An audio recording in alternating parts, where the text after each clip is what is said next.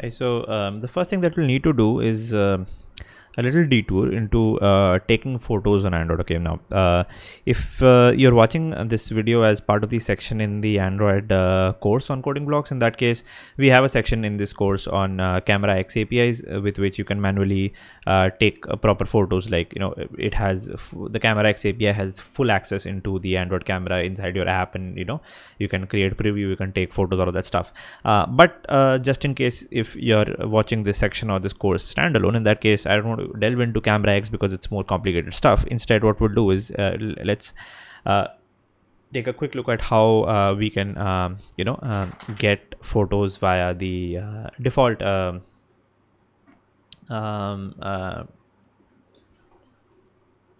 uh, camera app that exists inside your OS.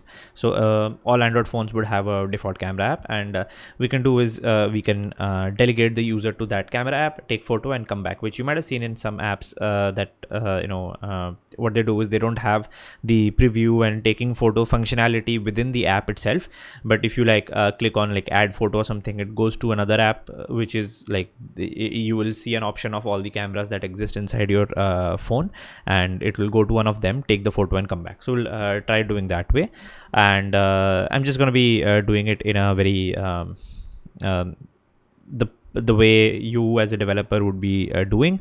I'll be reading from the documentation step by step and doing it so that you get a feel of how you do this.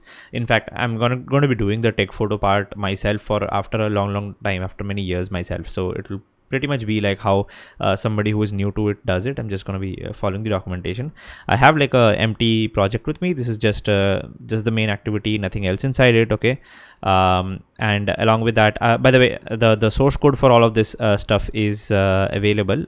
It's available on here.